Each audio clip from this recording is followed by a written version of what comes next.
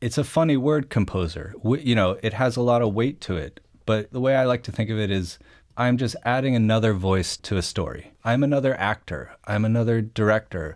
I can change the narrative of whatever you make in your video to be, an infinite number of feelings. I can change how the viewer feels.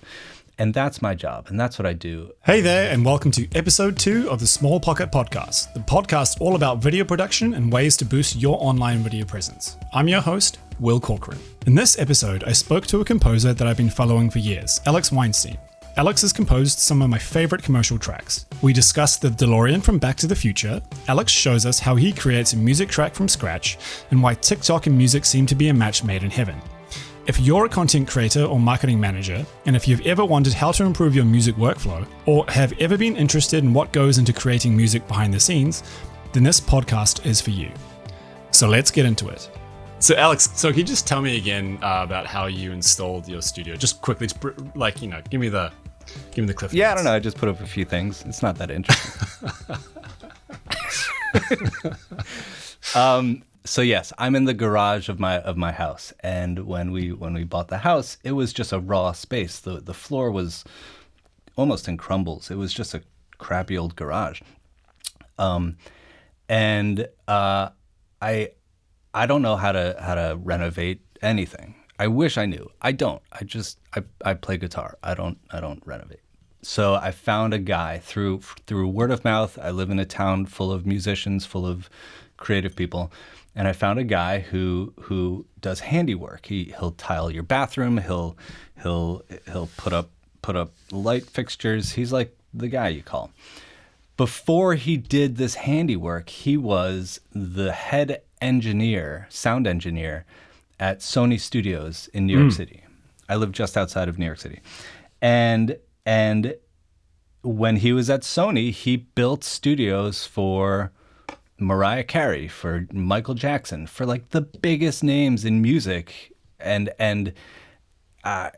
he ran all the studios. So he was like in charge of all the engineers to run the studios, to run the sessions, to keep everything in a functioning, working condition. This is a huge business, right? Like when you're Sony.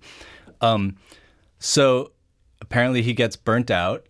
It's a really, high pace, high profile, really intense kind of job. He leaves the job. He leaves New York and comes to this town. I live in a town called Maplewood, New Jersey, and just starts doing handiwork.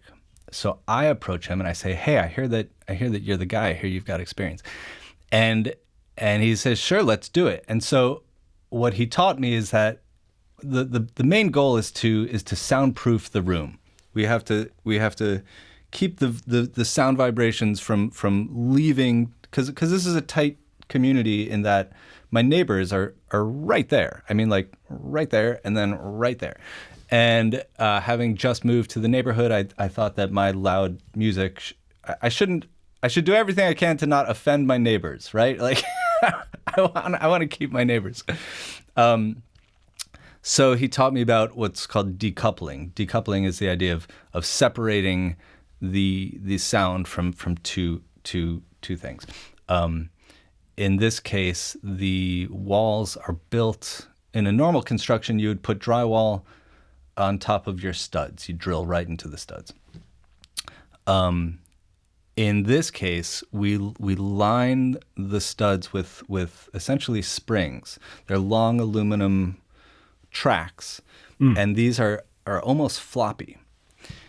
On top of that, you mount the drywall, and then on top of that, you mount the drywall again. There are 2 layers of very thick drywall, and the idea is when there is sound pressure, the walls absorb it by vibrating a bit. And that's true on every wall, every ceiling. And so I can crank it in here. It's just cranking, the volume is so loud. And my neighbors don't hear a thing. You step outside this door, they don't hear a thing. It totally worked. It's amazing. And I can work at all hours and not worry about offending anyone. It's great.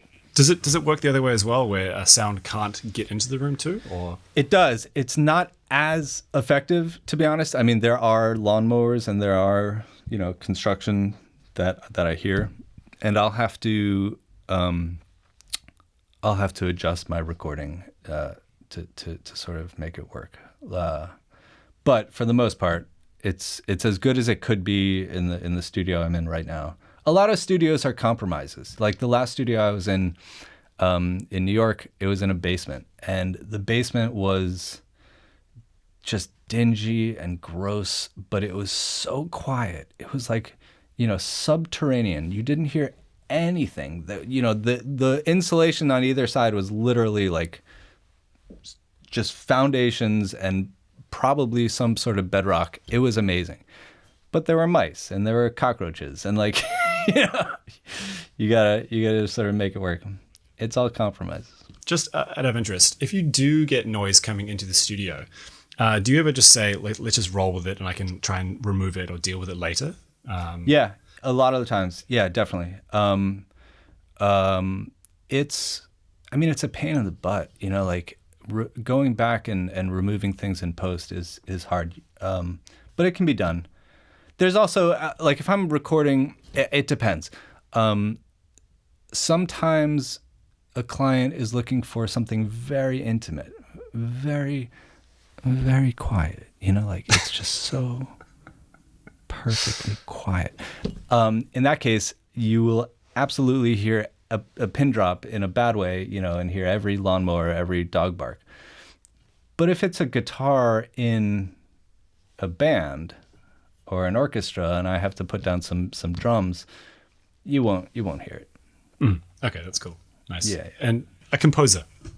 Yeah. What does that mean? And can you just talk us through what a composer does? Yeah, well, I'll talk about what I do and what I think it means. I mean, composer means different things at different times. Today, and in my industry, I make music, right? I mean, this is going to sound so silly, but I make music, and in my case, I'm making it for a reason. It's for a product, for an end result, different than say for the art of it, which is a whole thing. My wife is an artist; she's a painter, and when she goes to her studio, she is she is the end client. She paints. She does abstract work. She paints until she is happy with it. And in my case, I am creating music for a purpose. There is an end result. There's an end client. There's someone usually trying to sell something at the end. So I am telling a story. I'm another actor. I'm another director. I can change the narrative of whatever you make in your video to be, an infinite number of feelings. I can change how the viewer feels, and that's my job, and that's what I do.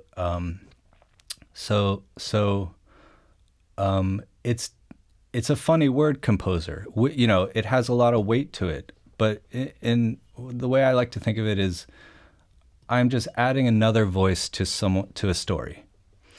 And I do that through live instruments. I do that through software instruments. I do it in any way that I can sort of use my own voice in collaboration with the other storytellers in the project, the directors, the creative directors, the editors, the actors. And together we make a story. It might be a 30-second story to sell, toothpaste, or it might be a 2-minute or a full documentary to tell the story about an old car or something. So it's a lot of fun. It's really interesting. I've been doing it a long time. So that's what my form of composing is. Yeah, and you're referring to a DeLorean documentary that came out last year, right? Or like it was produced last year. I am. Yeah. This thing came out last year. It's an awesome documentary. It's called 88 Miles Per Hour: The Story of the DeLorean Time Machine. Do you know the DeLorean car? Yes, I think I've heard of it. Yeah. So the documentary tells the backstory of John DeLorean, who's crazy. He is just a crazy dude, right? And he leaves GMC to start his own car company, and he makes this crazy car, and it kind of works. It's like it kind of does what he says it's going to do. He doesn't really fulfill all his promises of what his vision is. The car tanks. It doesn't do well. It doesn't sell. There's like very few on the road. The ones that are on the road are owned by celebrities, and they break down on the highway. The story switches to, we're learning about Back to the Future. Have you seen Back to the Future? I've heard of Back to the Future. Yeah, yep. Right. And you hear some stories from the writer and the director and how they came up with this idea that Doc Brown would use this this failure of a car as the time machine. Doc Brown, the character, would use the DeLorean. Wouldn't that be amazing to use the DeLorean? Okay, so they make the movie, and of course there's a fanatical audience, right? Like people love this car, they love the time machine, they love the documentary, and there are T-shirts, there's models, there's another level of fanatic fan of Back to the Future, which are people that go out and buy their own DeLoreans and retrofit them so they look like a time machine. Wow. Okay. They've learned where to get, what antique shops to go to get this box, which could be turned into a flux capacitor if you put this in and that in and with these lights. Back to the Future is old. I think it's 25, 30 years old now. Yeah. And they are bringing out the original car to use in promotion for the film. It's an anniversary special or something or other. And they take the car out of storage, and it's decrepit. It's broken. The car that was used by Robert Zemeckis in this film, it's falling apart. So they turn to the fans, and they say, you guys know this car better than we do. You've built hundreds of them. We need your help. And the fans come together and they fix the original car used in the movie. And it's just like this brilliant, beautiful moment. And that's the movie. They brought me in to do the music for it. And how did you become attached to that?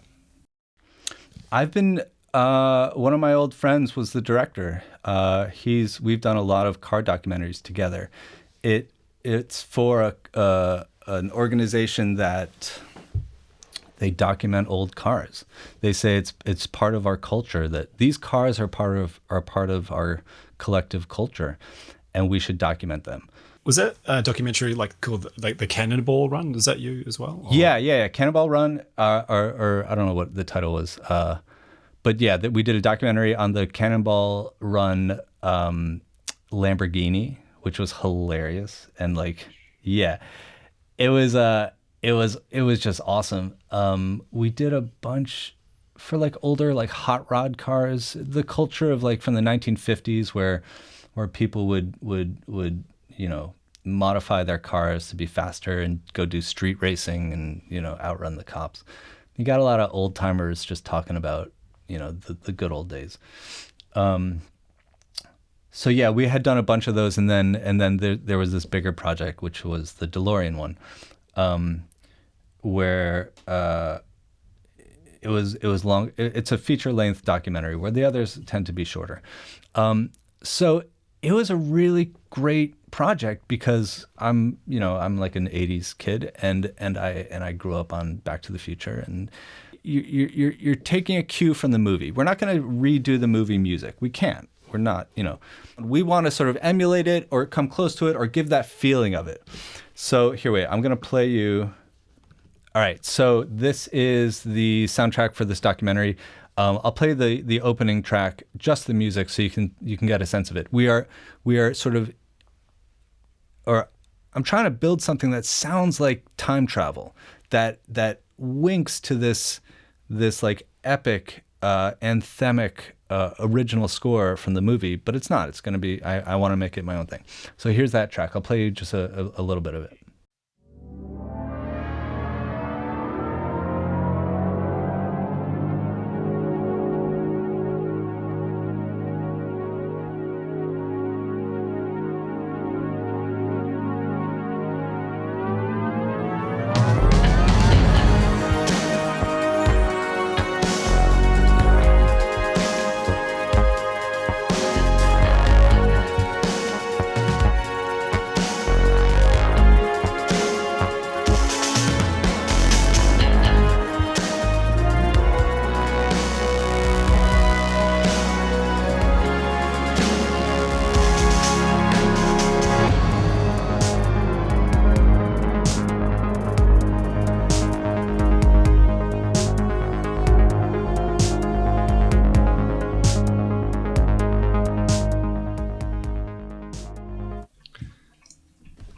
It's beautiful.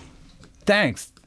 This documentary was amazing. It was just so inspiring. There was just a tons of. I'll play a few other things that I think that might be neat. Let's see. Of course, it's the 80s. There's a few 80s scenes, so I had to do some 80s music. Check this out.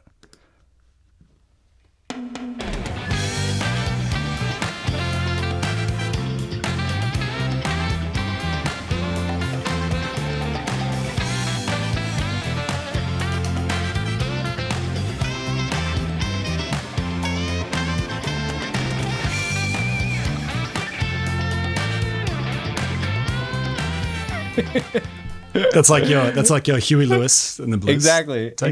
Yeah. You can't do Huey Lewis, but you can come close. And then one other, which is a little more like the score, would be this one.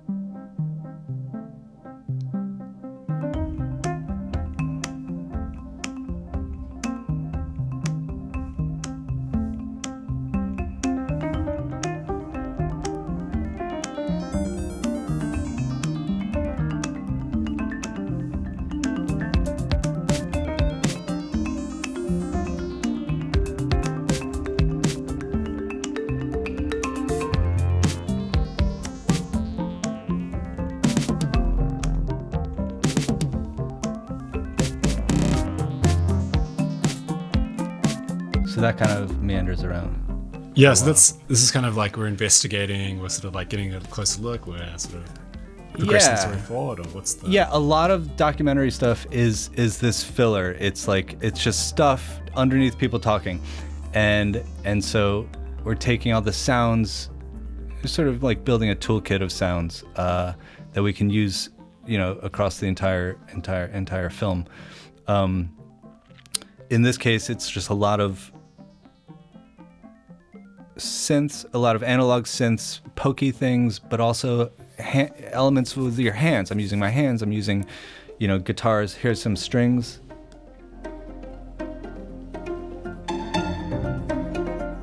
I like this part.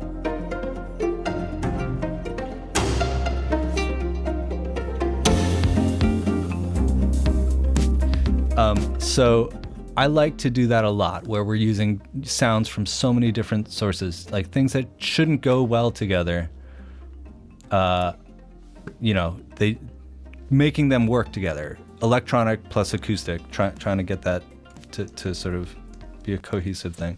Did you compose looks like 10 or 15 songs for that? For the DeLorean doc, yeah, I did. That was all original composition for it, because it had such an interesting and unique sound. Everything had to be made from scratch. There's quite a lot to work from, from the series. So I guess there's a lot of material you can sort of pick and choose from and take and borrow in. Yeah, definitely. There's a lot of, I played that 80s sound. It's a funny movie too, because it starts off it takes place in the 50s, right? This is a time travel movie that takes place in the 50s. It's not this futuristic kind of thing. They're going to the under the sea dance and white wall tires kind of stuff. So we did have to find things that sort of fit in the different times. Futuristic sounds, because we're time traveling, but also old sounds that made sense. And what I like to do in my composition is really try to find things, like I was saying, try to find things that don't necessarily go well together, or you wouldn't think of them going well together, but they absolutely do. I just did a track recently where I'm using bass clarinets, about 3 or 4 bass clarinets, to be this pad that is just creating this texture that is unworldly, and it works really well with these synthesizers, right? And the two together just have a I don't know. There's something about it. It works. It tickles my ear. I really enjoy it. Is that and if I'm something? doing, Oh, sorry. yeah. Go on. Have you released that, or are you just working on it? No, that's on a current project that hasn't been released yet. But if I'm doing my job right, like I'm interested, I'm fascinated, I'm inspired by the stuff I'm making. I don't want to get to the point where I'm making something just as a job. I'm just pushing it out. I want to be inspired. Yeah, I think a lot of people do, especially people who work in film and the creative industries. I think especially when you start, it's very, very hard graft, or like you're really kind of grinding, and it takes a little while to sort of become established. Yeah. So I guess that leads me to asking you, how did you decide to want to do this? How did you decide to start pursuing this? Well, I mean, I imagine it's similar to a lot of people. We all start playing music, right? As I was a kid. I was about 4 years old when I started to play music. Oddly enough, I studied classical guitar. That was my thing. And at 4 years old, there was a guitar teacher who, guided me into this world. So I'm a classically trained guitarist. I had the same teacher from when I was 4 years old until I went to college. And he was with me. He was amazing. He is amazing. I don't know if you've worked much with children, but kids don't necessarily want to practice, right? Kids don't necessarily want to do stuff that is difficult. So he was just a great teacher, and if I was distracted as a kid, he would tell me, go outside and run around the house, just twice, go. And I would do it as a kid, and after 2 times around the house, I'd come back and I'd be ready to learn. And it's funny, like I'll be playing stuff, and like I know it comes from lessons when I was a kid, or that stuff when I was a kid. I went to music school. I studied with another amazing professor, and I was just in it. You are learning the craft of guitar. This is like a truly gorgeous instrument, the guitar. It is, people refer to it very much like an orchestra, where you are covering every instrument. It can be percussive, it can be melodic, it can be, you're covering the low end, the high end, and all the chords in between. And so you're kind of like your own orchestra when you are playing classical guitar. Mm. So that's just like is it a 6-string or an 8-string, or what's six string? And again, like that just gave me even more tools. So now I'm a musician. I live in New York City, and I had played in a few bands before then. I always loved just modern music, and in New York, there are bands, there are shows. I ended up like recording a lot of musicians. That's always been fun for me, recording, like finding the right mic, combining sounds, just anything to make textures. I would sit in my bedroom and just create textures for no reason. Just I love the way these things work together. And then I eventually got a job in the industry.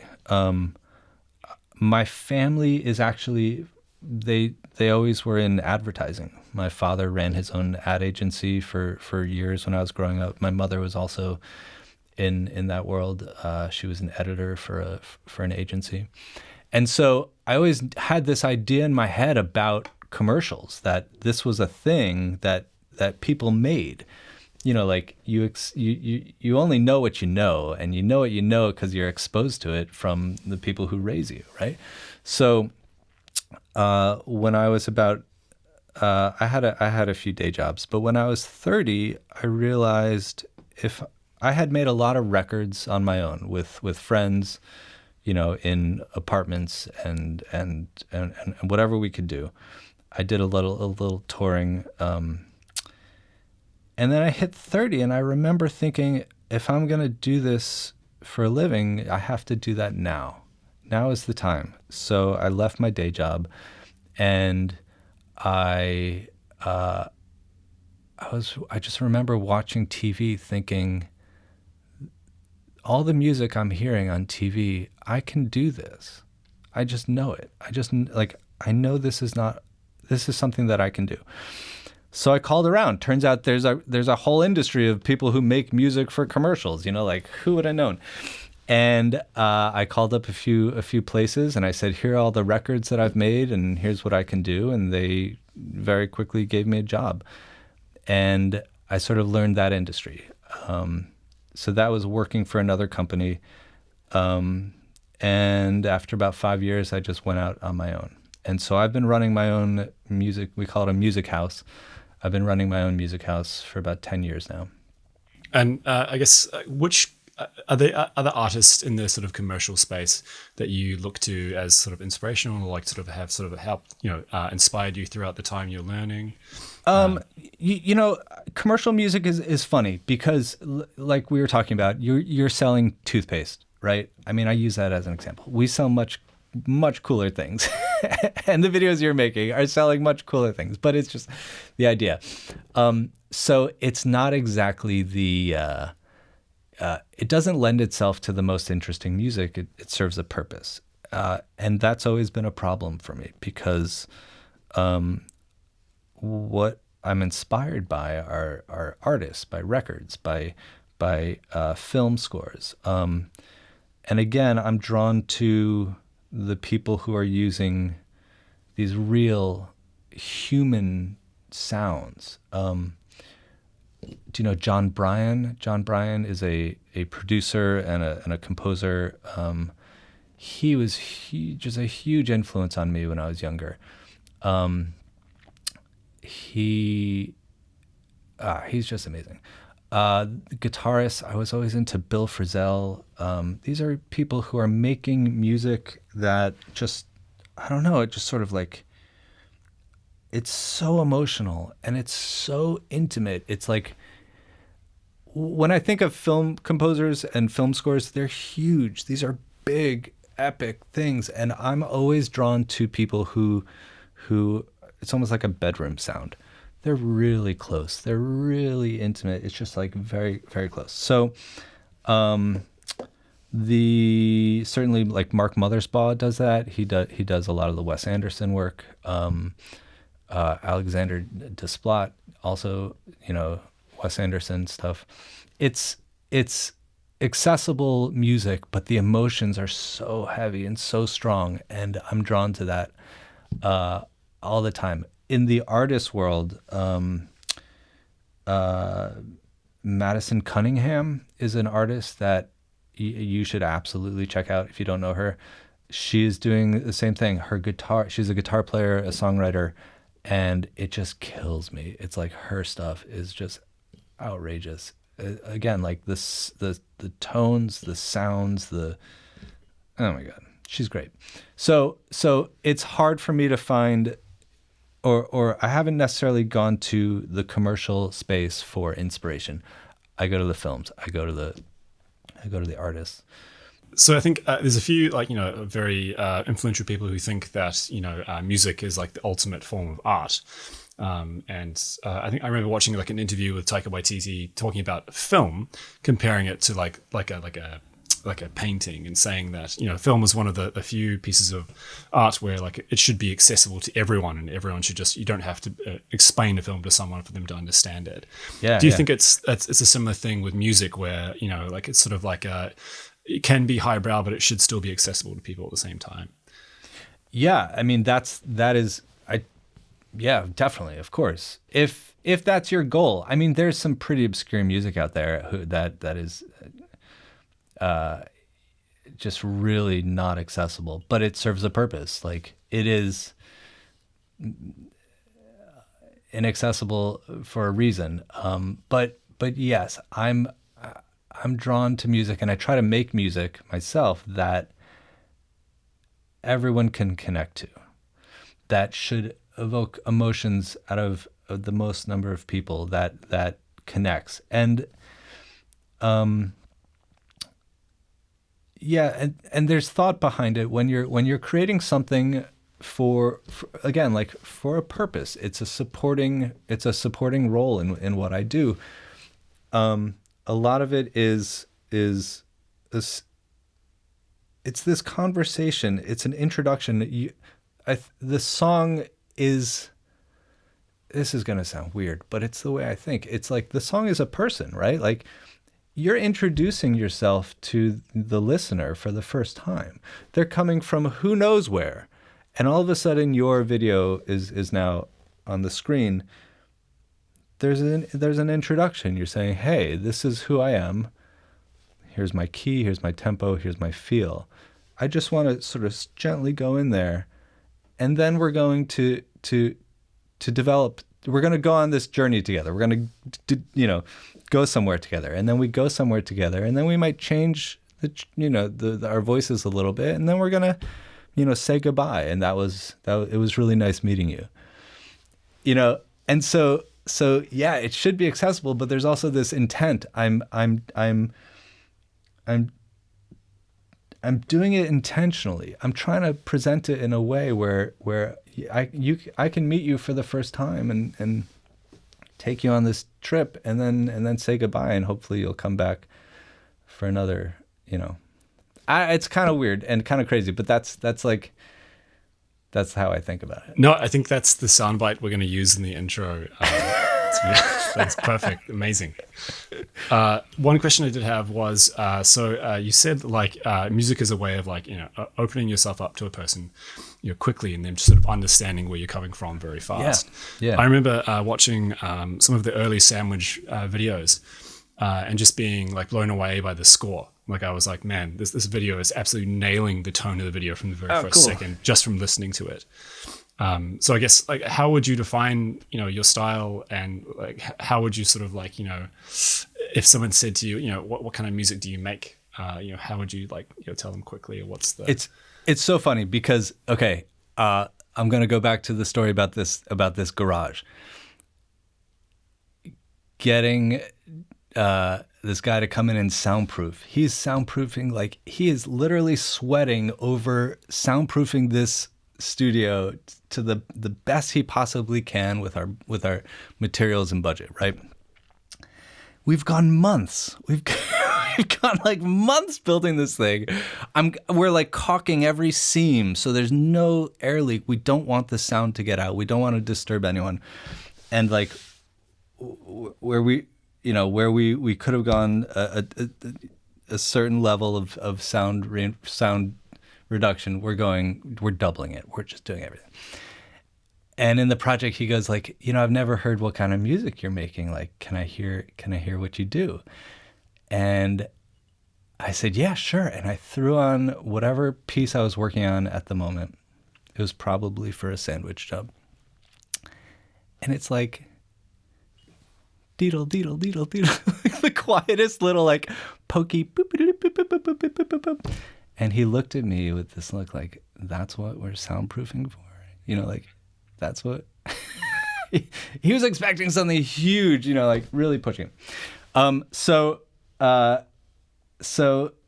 the Sandwich, working with Sandwich and with Adam, I don't know if they need an introduction, but Sandwich has been making these tech videos they kind of created their own style, and it's started by Adam Lisagor, and he's sort of very quickly honed in on this style, and the style is the product is, the way I interpret it, he'll say it another way, but the most complicated products can be explained in a really easy way. And it's really friendly, and it's really accessible. It's a lot of these same words we were talking about for the music, that he's going to interpret your software in a way that the most people can understand, and that they're going to get to know it. It's so funny. It sounds so similar. You're going to get to know this product in a way that you didn't before. You're going to feel like it's another person, like it's another character. And in the very early days, there wasn't Sandwich Video. It was just Adam. He was pretty active on Twitter. And again, this is like old Twitter. This is like, you know, the kind of social media where it was brand new and you were trying to think of little funny things to write to one another. You could actually reach out to people who you couldn't do that today. So I reached out to Adam and I said, I would love to write music for you. And in perfect Adam fashion, he said, yes, that sounds great. Let's get in touch. And he brought me in on a few early jobs that he was doing. And he was like, you know, learning his craft at the same time. And there was always this, we always had a similar tone. It just worked out. And again, it's intimate. It's connected. It's like, I keep doing this. It's just like a sound that should be interesting. We're not going to just give them a lot of people who make videos, they don't care about the music. It's just something that has to be there. I mean, I kind of want to hear your thoughts on it, but music, if it's not there, you'll notice. If it's too much, you'll notice. It has to fit in this middle, like, you know, middle comfort zone. And so Adam always wanted to push the listener. He wanted to be interesting, not get in the way, but be interesting and sort of challenge them. And he comes from a musical background. He's a musician himself. I'm pretty sure he has perfect pitch, because he'll often, you know, tell me certain notes that he wants to hear. Do you also have perfect pitch as well? Or? No, okay. Definitely not. So that's the story. And then we sort of kept working together. It's been, again, 10 years. I started my business 10 years ago with my first job for Sandwich. He started Sandwich. He brought in more people. That company has grown. And they're just doing amazingly well. We still work together. I'm doing a job for him right now. And we've done, I think, over 100 videos together, 100 commercials. And they're great. You know, again, it's a style that a lot of people are now emulating, you know, in the video style, in the selling style. But I got to get a sort of a front seat view of watching it develop, watching it become what it is. Yeah. So, did you do the Slack video with them? Yeah. So I think like that video in particular really stood out to me in terms of the music, because the music is kind of like understated and you're using sort of like classical instruments. And I think there's some piano and some strings in there as well. I think, you know, video, especially in commercials, have this sort of like, at the moment, it's like a tendency to move towards electronic. And I think it's really, really refreshing to hear like, you know, some sort of like classical instruments in a video like that, where you're selling essentially just a tech brand, but in like a nice sort of like comfortable and friendly kind of way.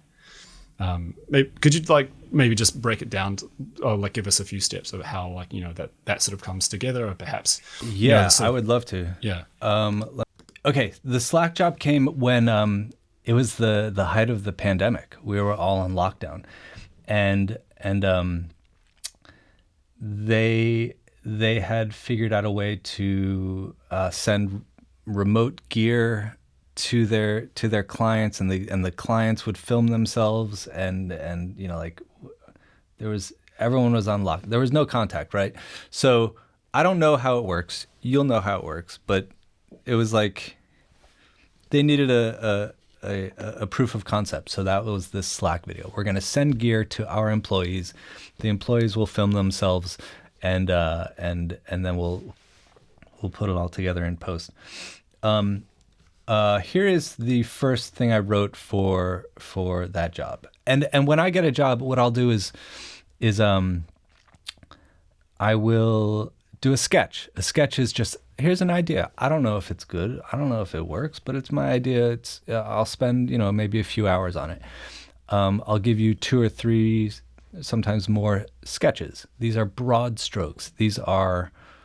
I just got to get a sense of where the director is feeling, what's connecting. This was that sketch.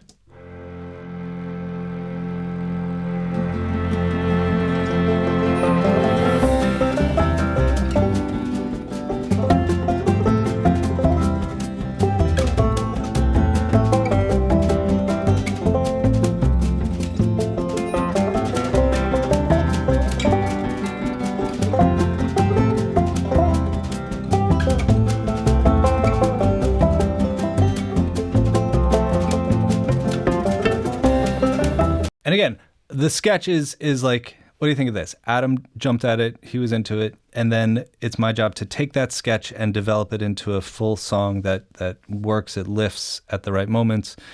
We're introducing different instruments at the right moments. We are, it moves. It's married to the picture. And so here's the music, for the final music. Through many rounds of revisions, because that's how things work.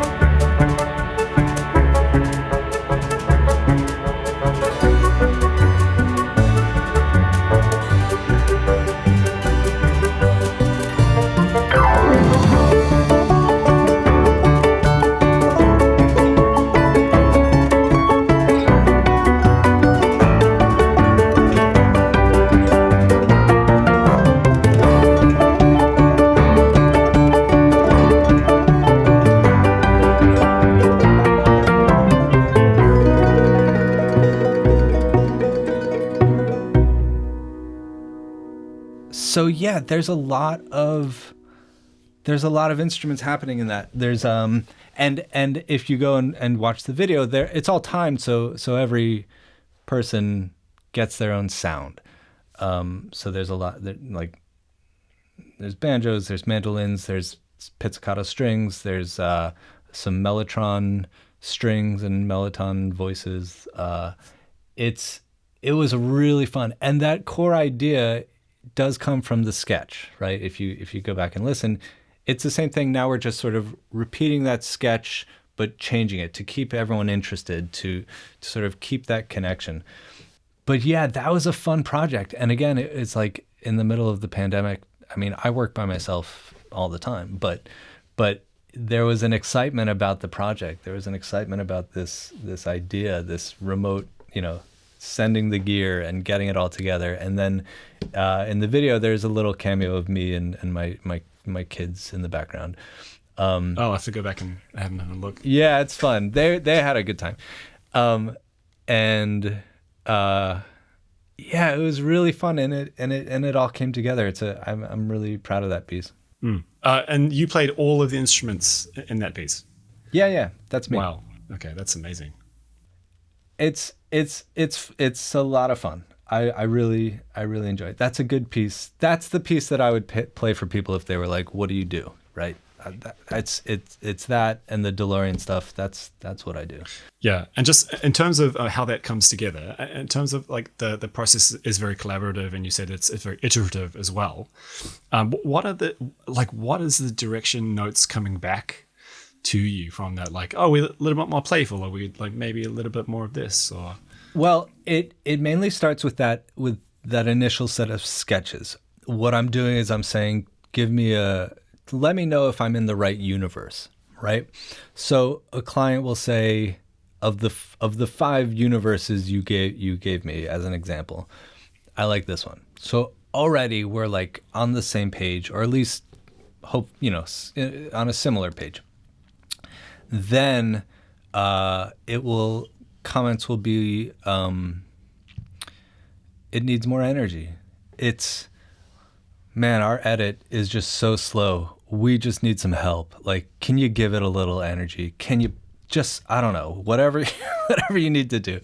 So then they'll say they need energy. They'll say certain instruments just rub them the wrong way. Certain things, sometimes it fights with the dialogue. It fights with the voiceover, you know? Even when mixing a track against the picture, the VO or any dialogue, it will still fight. There might be things that are just poking out, and I'll just know it's the wrong instrument. It's the wrong feel. They might say we need the thing sped up. We know it might be need to be slowed down. It's a lot of back and forth. As you know, I'm sure it's the same with every other element of making a video, right? So we'll go back and forth and arrive at a place where if I've done my job, this piece of music should sound like it couldn't live on its own. It is part of the video. It is part of the story that we're all trying to tell. Yeah, I was just going to say exactly that. So when you watch, especially the sandwich videos, like it seems like the music is perfectly catered for, especially like the edit notes. Like it's perfectly timed, and it works so well with the narration and the script. I guess my question was that on purpose? And obviously, yes, it is. Yeah, absolutely on purpose. A lot of it, when I get my hands on a spot, the edit's done. And 90% of the time it's not going to change. So it's up to me to hit those spots, hit those moments. So it changes exactly. There's a little wiggle room, like, if a song changes and then a few frames later, the video changes, your brain puts it all together and it feels like a lift or a change.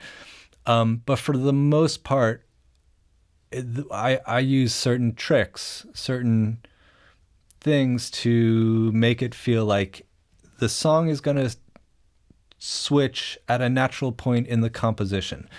That we're doing 4 bars, 6 bars, 8 bars, and then we're going to go somewhere else. That moment when it goes somewhere else is going to happen on the cut, where that edit point, and it should feel natural. Otherwise, it feels like a train wreck. When it works, you almost don't notice it. It's just what happens. When it doesn't work, you go, what the hell is going on here? It sounds terrible, or it feels terrible, So that's usually how I work. There are some cases where the song is done and then the editors will change the edit around it. That's rare, but it does happen sometimes. Yeah, I was just going to ask: have you ever had like an annoying situation, or like a hard to deal with client, or like any sort of horror stories where what you're trying to create isn't working for them, or vice versa? Yeah, there one client comes to mind, or not client, because I love all my clients. Don't you love your clients? I love all of them. I love all my clients. There was one.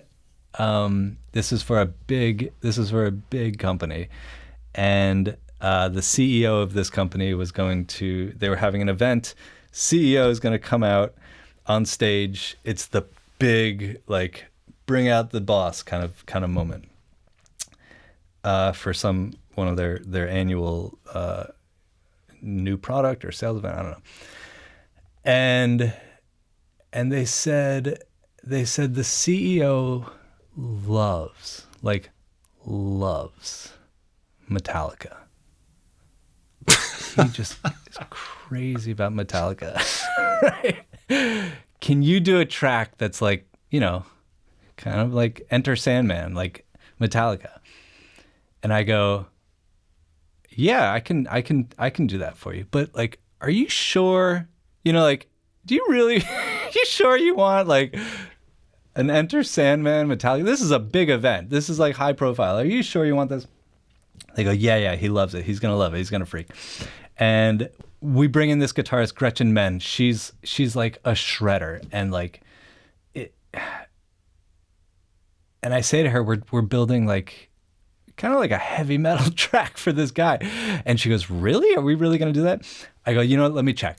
Are you sure? I'm going to check a third time. You really want Metallica? They go, yeah. I go full Metallica. So we build this track and it's like dark and just chunking. And she's like wailing on it and it's brilliant and beautiful. And it's like, oh my God, this is amazing. And of course, they hear it and they go, oh, he can't walk out to this. It's too dark. This is just it's too dark. We can't do this. So like 10 rounds later, we end up with some corny thing. It was fine. It ended up being fine, but it was much more like what we should have been aiming for from the beginning, which is this is a big conference. This is a CEO. This is a public announcement, like. Mm. So you started at Metallica and you ended up where on the rock scale? Maybe? Yeah, on like corporate rock. That's what it would be. Cool. Yeah. That was like an annoying but good learning moment for sure. Got to like Dire Straits or something. Yeah, exactly. Yeah, exactly. We all knew it, but they were asking for something crazy, and we gave it to them, and I was right. Whatever. I'd love to hear the Metallica track, the one that you pitched. Yeah, I don't know about that. No. Okay. Why is it important for like producers or like companies or brands to sort of like find original music that works for them over just using like music that they can find online, or like what would you say to them? The majority of videos out there use some crappy piece of stock music, and right, like you've seen it. I've used crappy stock music. Yeah, and so when you're ready to graduate from crappy stock music, like go to a composer, go to find someone who can custom, if not custom music, because that can be it can take a lot of time and maybe money that you don't have. There's other options. There's custom library. A lot of my clients come to me for my library tracks. I've got a few hundred songs which are, available for license on your project. But I'll very rarely just give them a track and they slap it into their video and it just works. It should, again, feel married to the project. It should feel like it's another character, another person. It should lift in certain spots. It should duck in other spots. Like all those things that we were talking about, that's what you get when working with a composer, when working with someone who's got their hands on the session, on the source, on the it's awesome when it works. It's like every decision that you've made up to the point where you bring in music is just heightened when the music works. Like the makeup, the costumes, the lighting, the everything feels better. It feels just right when you have the right music. Sometimes that is, I'm going to take this track and I'm going to throw it in there, and it sometimes works. Like that's the truth.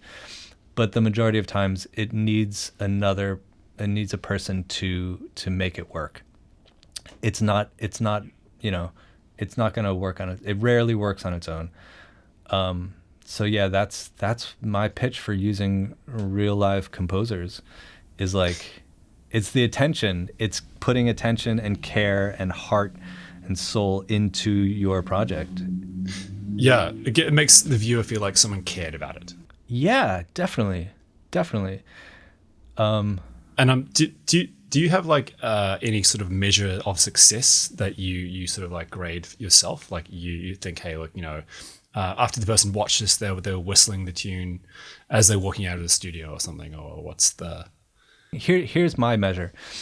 When people call me for what I do best, that's great. I love that. Like if someone called me and said, we saw that Slack video, can you do something similar for us? That's just an amazing feeling.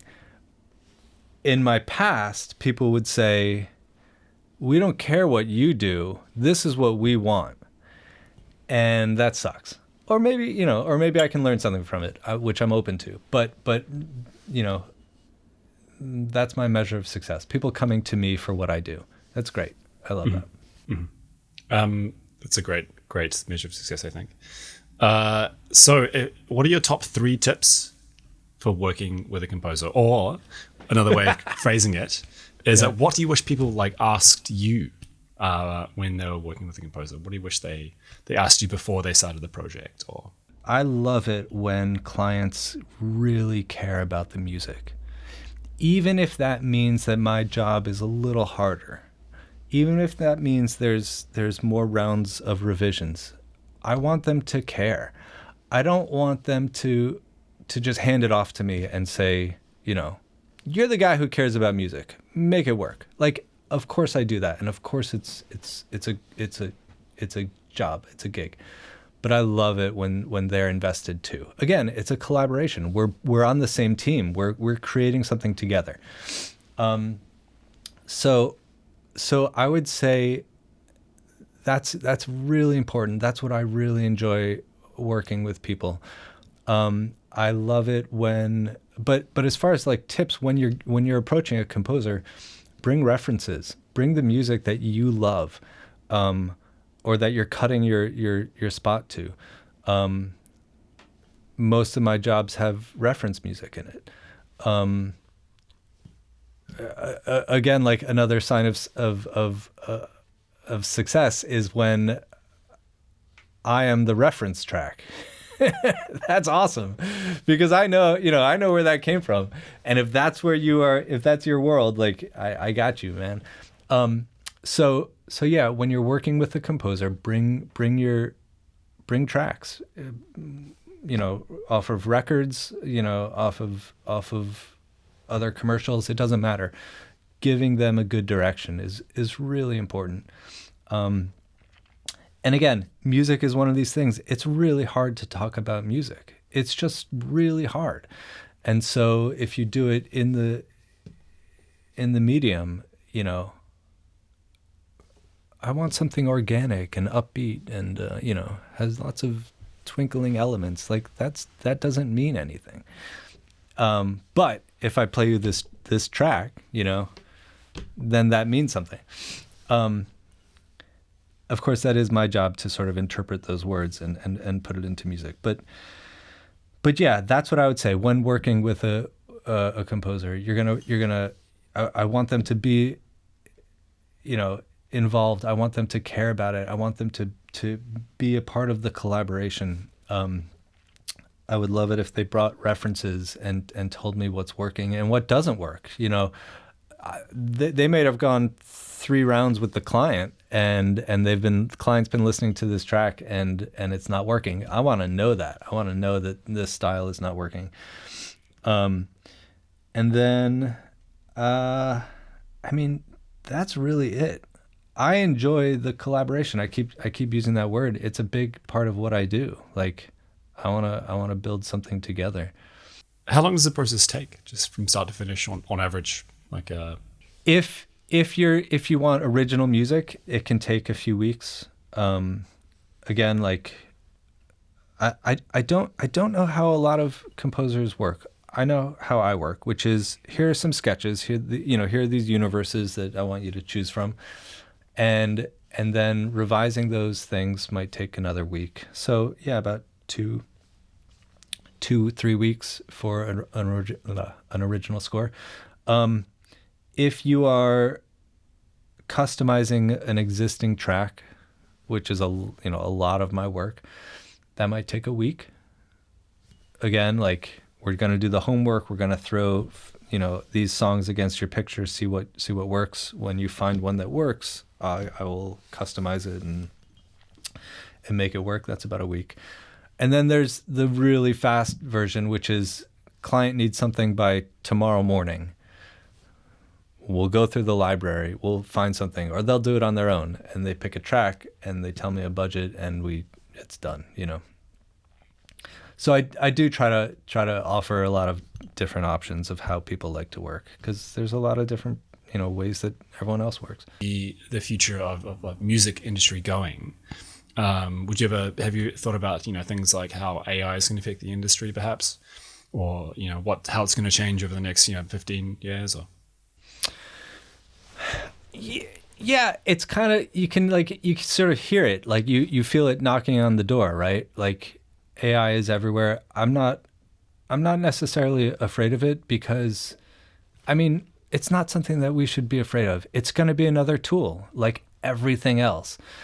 The fact that I can work here, right, in my garage, with some modest gear is a disruption from the previous generation, right? Like I used to work with a lot of people who were, again, like from the previous generation, and they would say we would never record a track. We would pitch the songs to the client. We'd go in, we'd sit at the piano, and we would say, this is what I imagine the song should sound like. And it would be like, they would play it out in front of the clients. They're sitting on a couch, and the clients would say, yeah, that's our jingle, And then you'd go to the recording studio and hire the arranger,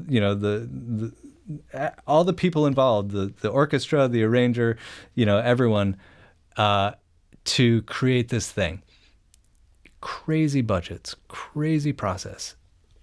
My generation is the disruption to that, in the same way that this AI is another disruption, but it's just going to be another tool, another way that people are making music. I did hear that there's a benefit to the new. There are tools that AI will give us that we haven't had before. Things like, certainly like that Adobe. It's like their audio enhancer. Have you heard that? No, I haven't heard of that one. It's like a you can record with audio on your phone from across the room, and it will use AI to polish that voice to make it sound like you're up close to a professional mic. Stuff like that.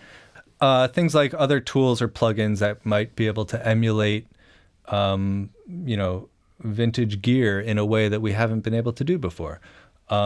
So there's a lot of exciting things coming from it. At the same time, I don't know. It's kind of exciting. It's kind of scary, but it's kind of like. But you did ask about sort of popular culture, and I think about it a lot. I think about it in terms of where's everyone's attention right now, and it seems to be on TikTok. And it seems to be, if not TikTok, a TikTok of the TikTokified version of every other app, right? Instagram, Facebook, the YouTube Shorts, Shorts, right? Yeah. Like they're taking that, and that's our style. But specifically about the music, that everyone has become a music supervisor in a sense, right? Everyone is now able to pair music with their video, and they are comfortable with this idea that I can tell a story. I can tell a better story with this song, or bring out certain emotions with this song. These are not tools that everyone has. My daughter, who's 12, is like making TikTok videos and like putting songs to it. And it's just, again, it's kind of amazing that we now have tools to do this. And I'm not talking about necessarily the literal software. I'm talking about the license agreements that makes that possible.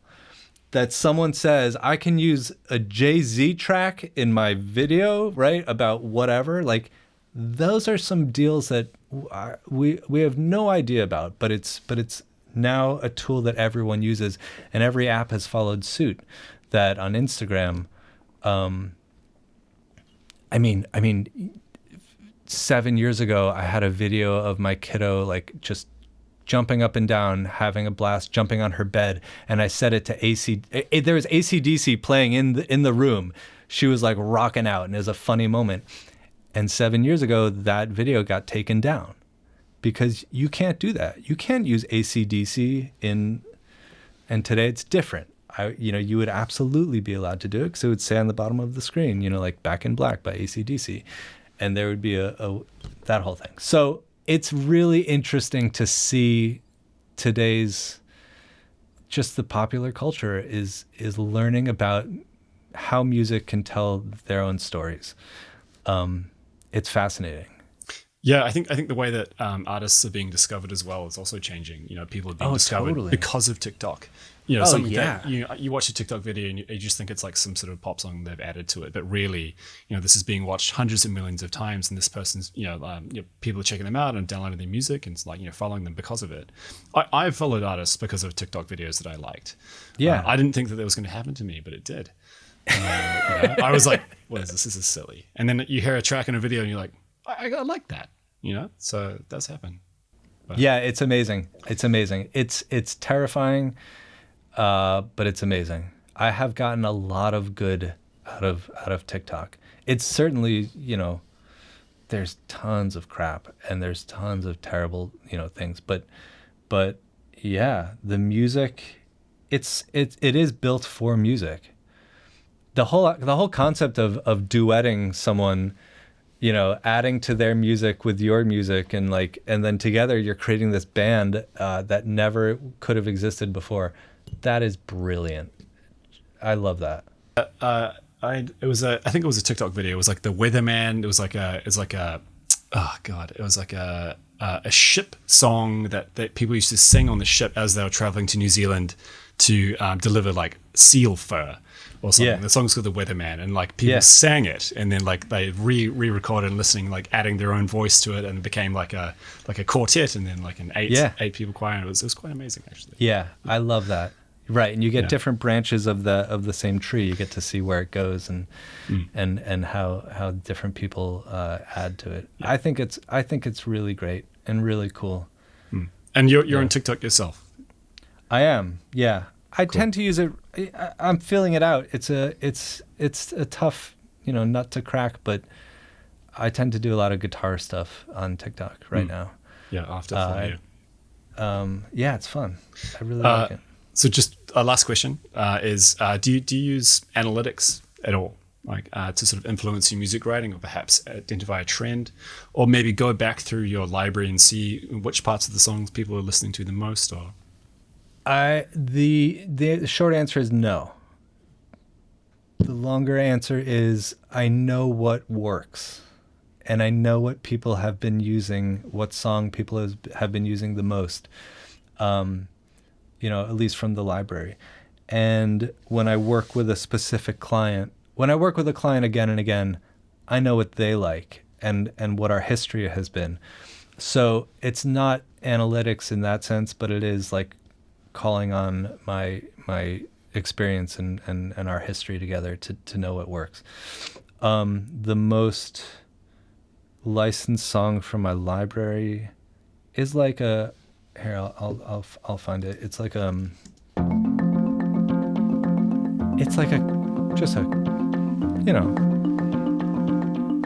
beat comes in a little bit. It's like I like it, but it's nothing like special. This beat's cool.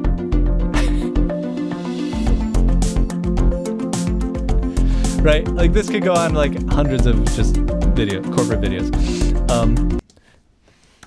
So to answer your question, no. I don't use analytics. But I'm curious what type of analytics people who ask about analytics are always into analytics, right? What do you use? I actually hate analytics, but yeah. I know that it's some people are obsessed with it. So like my previous podcast, Ian Edgar, the former head of strategy at Condé Nast, he uses like analytics all the time to sort of like find what people are watching, or to identify how to like progress a video forward based on what people have watched in the past, or trends that people have seen. Or to build new ideas off of like what they've made. And it's really fascinating. I think in terms of my own analytics, like the most I'm doing is rewatching an old video and just seeing like what parts people rewatched again and again, maybe because they had a problem or because they really, really liked that part. Oh, that's interesting. Yeah. Right. But it's quite difficult, and it takes a hell of a lot of work and the right kind of brain to really sort of like figure it out, which isn't usually paired with a creative mindset. So I think it's quite a rare thing. Yeah, and when, again, I have very little experience with it, but it seems like when you're looking at all the numbers and you're trying to sort of filter down and focus on what's important, that focus could be wrong. You could miss it, right? If you have all the data, what are you concentrating on and why are you concentrating on it? And when do you find out if you are concentrating on the right thing or the wrong thing? Like, that's I think you said it well. I don't speak that language. I look forward to hearing that your talk with Ian. That should be cool. So Alex, thank you so much for the podcast. It's been absolutely fascinating, and thank you so much for showing us some of your music. What's the best way for people to get in touch with you or sort of to reach out? The best way is to go to my website, alexweinstein.com, and send me an email. Take a look at my work. Take a listen to my library. The library is a great way to sort of get to know me. It's funny. I keep talking about like the music being this like person. It is. It's like a person you should know. Go to my library. Listen to my music. Search for some things that might resonate with you, and then you get to sort of see what I do and understand what I like to make. And yeah, send me an email. Get in touch. I love working with clients, and I love meeting new clients and hearing about your project and seeing if it's a good match. And yeah, please, alexweinstein.com. It'd be great if I like pulled a string and like a banner came down, like alexweinstein.com. We can make it happen in post. Confetti. Yeah. Thank you so much for listening to the end of the show. If you've enjoyed the podcast, I would love if you could rate and review the show on Apple Podcasts, or check out the Small Pocket Podcast on my YouTube channel. I hope to see you in the comments. Thanks again for tuning in. See you next time.